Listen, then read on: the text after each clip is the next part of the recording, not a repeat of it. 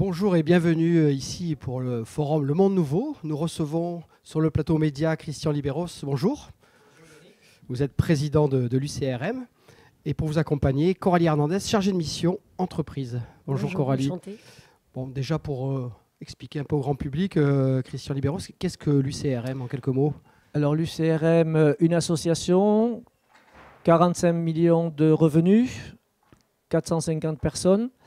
Et nous exerçons nos activités sur 3 pôles principaux que sont l'insertion sociale, donc des précaires qui n'ont pas de logement, qu'on accompagne dans la partie éducative pour qu'ils soient et que nous logeons, et ce qui nous permet de les rendre autonomes pour un logement et qu'ils aient une vie sociale qui soit reconstituée. Donc là, on est sur l'insertion sociale. Deuxième pôle, on est dans la partie insertion professionnelle. Donc la représentante est Coralie.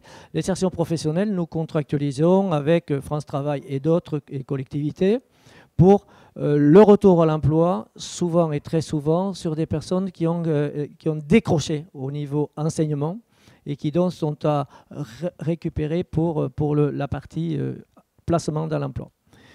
Deuxième pôle. Le troisième pôle, santé. Donc là, la santé, et là, c'est les problèmes de santé sont de droit commun, si je puis dire. Donc on est sur des publics précaires, sans domicile, et en plus, qui peuvent avoir des maladies récurrentes. Et donc, on est sur le soin et l'accompagnement médical et infirmier, en collaboration, bien sûr, avec tout ce qui est le monde médical et les hôpitaux, pour suivre ces personnes et essayer ensuite aussi de les accompagner sur la partie éducative à côté de la santé. D'accord, peut-être redonner les chiffres, ce sont plus de 10 000 personnes accompagnées, c'est ça? Bravo, c'est exactement le chiffre. 10 000 personnes accompagnées par an. Alors ça paraît un grand volume, mais nous avons la particularité à l'UCRM de gérer des parcours. Je viens un peu de l'expliquer. C'est-à-dire qu'on commence par la partie éducative, nous les logeons, et ensuite nous les orientons vers l'emploi avec des gros partenariats, par exemple avec les bailleurs sociaux et d'autres partenariats dont on parlera tout à l'heure. Donc, voilà pourquoi il y a 10 000 personnes. C'est des personnes qui restent entre 18 et 36 mois en fonction des dispositifs qui sont mis en place. D'accord, à la fois des migrants, des personnes à la rue, c'est un peu tout le... Exactement. Nous sommes sur des sujets de ce type-là. Et la partie peut-être qu'on peut signaler, parce qu'il y a un focus souvent migrant avec la pauvreté, on n'est pas dans cette proportion-là, on a plus de personnes qui sont des précaires avec des situations sociales qui se sont détruites ou qui sont effondrées. Merci. Donc la priorité, le logement. Et puis Coralie Hernandez, il y a l'insertion professionnelle. Comment ça se passe pour vous? Alors en fait, on travaille avec la métropole, le département et France Travail. Moi, je suis chargée de mission entreprise donc à l'UCRM, en tant que dans le département emploi entreprise. Et on intervient dans les quartiers prioritaires de la ville. En ce moment, voilà, on développe beaucoup la Mosson puisqu'il y a un programme de reconstruction, le programme en rue. Et en fait, on accompagne les personnes sur le terrain, c'est notre point fort.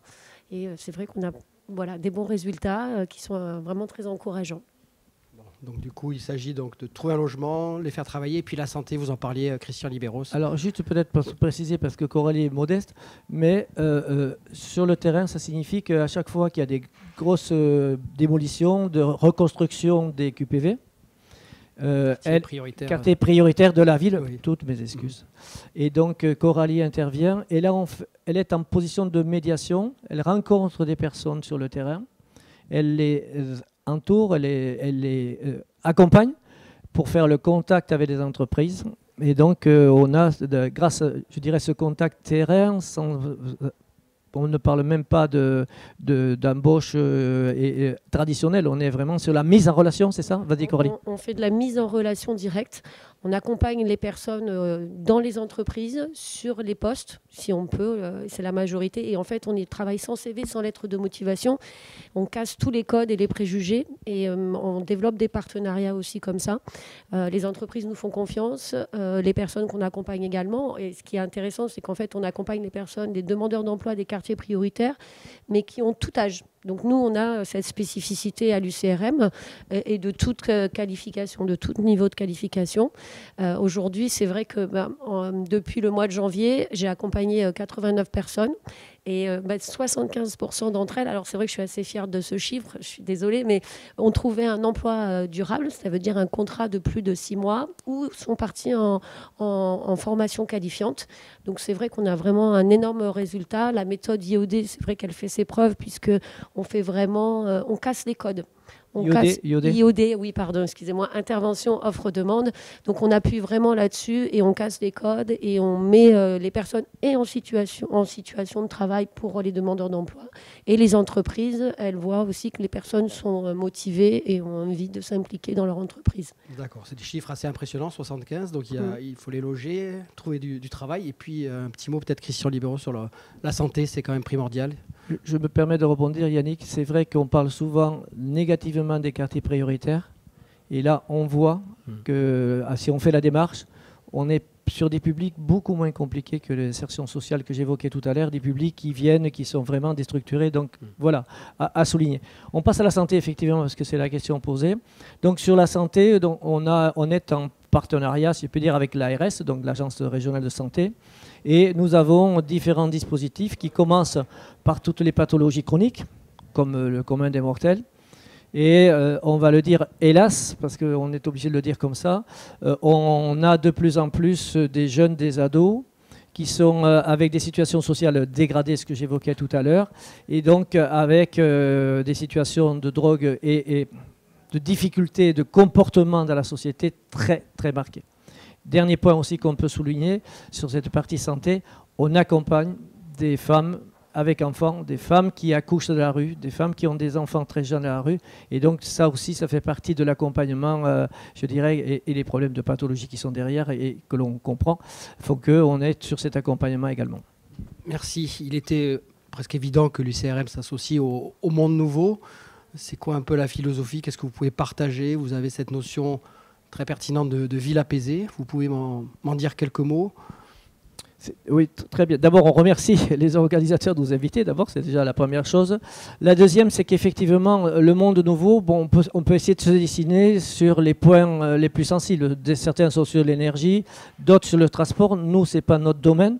Notre domaine, c'est la collectivité, c'est des personnes qu'on accompagne et qui sont souvent dans des zones très urbanisées. Donc ça va de soi.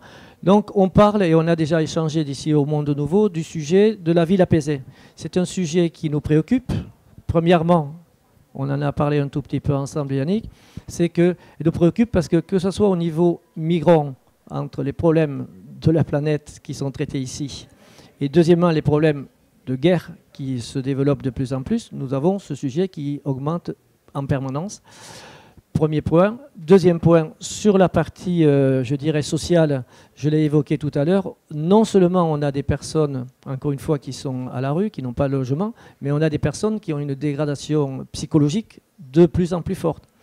Donc, je pense qu'aujourd'hui, nous tous, nous pouvons accepter la différence. Je crois qu'on a quand même passé un cap, on accepte la différence, mais on accepte la différence à condition qu'elle ne soit pas en face avec une violence.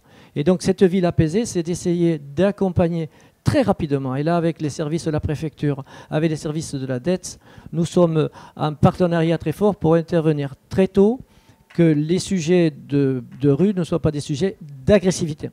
Donc si on intervient très tôt, on peut obtenir des résultats, pas aussi beaux que ceux que vient de citer Coralie, mais on essaie d'obtenir des résultats. Et donc cette ville apaisée, on en rêve un petit peu, c'est-à-dire que si on peut faire ces évolutions, ces accompagnements rapidement, nous pouvons sans doute arriver à des situations pour tout le monde, pour le commun des mortels, qui retrouve une ville qui retrouve tous ses codes intérieurs, si je peux dire. Il y avait aussi un sujet peut-être qu'on peut citer dans la ville apaisée et dans l'accompagnement. Nous étions sur des collectifs, d'accueil des personnes dans des collectifs. On se rend compte tous que dès qu'on construit un collectif avec du social, il y a un environnement qui commence à se préoccuper des nuisances qu'il pourrait y avoir. Et nous sommes partis donc sur une idée d'avoir un secteur diffus très fort, c'est-à-dire de contractualiser le logement avec des personnes privées qui sont propriétaires et qui acceptent tout à fait notre contractualisation. Et donc aujourd'hui, on est peut-être un petit bailleur social, sans aucune prétention. On est à 1500 logements pour avoir ces personnes qui ne soient pas dans des centres et qu'on accompagne. C'est des coûts supplémentaires, c'est des difficultés complémentaires, mais on en parlera peut-être plus tard. C'est clair. Et vous, Coralie Hernandez, par rapport au QPV, ça s'inscrit dans cette démarche de ville apaisée? Oui, tout à fait. En plus, on travaille aujourd'hui avec de nombreux partenaires associatifs et en fait, tous ces partenaires sont autour de ces accompagnements et on va tous dans la même optique. Et c'est vrai, j'avais oublié de mentionner, mais la DETS, la métropole et la préfecture nous soutient et on a des échanges régulièrement avec eux. Ils sont aussi, eux, présents dans nos quartiers et nous appuient dans nos démarches. Et c'est vrai qu'on arrive, les entreprises aussi, de plus en plus nous font confiance. Et ce qui permet d'avoir des très très bons résultats, comme disait M. Libéros, sur ce dispositif. Christian Libéros, peut-être pour conclure, on voit le monde dans lequel on vit, il y a des guerres, il y a la précarité, il y a des questions des migrants, climatiques notamment. Comment vous vous inscrivez dans ce schéma-là pour cette ville apaisée? Et puis il y a aussi un aspect technologique que vous pouvez développer. C'est assez intéressant. Dites-nous peut-être un exemple pour conclure. Oui, tout à fait. Alors, votre question est tout à fait liée presque à un discours de politique générale du Premier ministre. Les deniers publics sont de plus en plus rares. Donc, quand on rencontre la préfecture, l'ARS, la DETS, c'est des personnes qui nous donnent, qui nous expliquent ces préoccupations financières, donc à nous, en face, de répondre. Et donc là, nous sommes en train, je le disais tout à l'heure, si on est dans un secteur diffus, nous avons un éducateur qui va à la rencontre de l'usager, qui l'accompagne, donc qui le surveille, qui l'éduque. Et donc, ça fait beaucoup de coûts. Et nous essayons de monter des organisations autour justement des outils technologiques. En l'occurrence, c'est Microsoft, mais on pourrait avoir d'autres outils. Permettant par exemple, quand on accueille un premier groupe dans un nouveau dispositif, ça peut être 20-30 personnes, on a toutes les origines, des personnes qui sont même françaises et qui ont des difficultés avec le français, donc on va avoir des regroupements, des salles d'accompagnement pour tous les aspects administratifs, pour tous les problèmes de la vie quotidienne. Et là, plutôt que d'être un éducateur, un usager, on va faire des classes avec des personnes, donc un outil, Microsoft, en face 10 usagers, et on aura une personne, un éducateur, qui parlera en français, qui aura toutes les langues traduites immédiatement. Donc vous voyez de suite, coût et efficience assez fort, et on continue avec ces outils technologiques de plus en plus, parce que nous pensons, par exemple, c'est comme à l'école, c'est que des personnes qui ne parlent pas très bien le français, il suffit qu'on leur mette un MOOC, une salle à disposition, et qu'on les accompagne pour faire 1 heure, 2 heures d'écoute du français, avec des petits questionnaires comme on fait tous quand on travaille les langues. Et on pense qu'on va multiplier les effets positifs avec tous ces outils technologiques pour remettre les personnes au niveau et après qu'ils puissent passer chez Coralie pour aller de suite sur l'emploi. Merci beaucoup. Un grand merci Christian Libéros et Coralie Hernandez. C'est une vidéo à retrouver sur le YouTube du Monde Nouveau. Merci.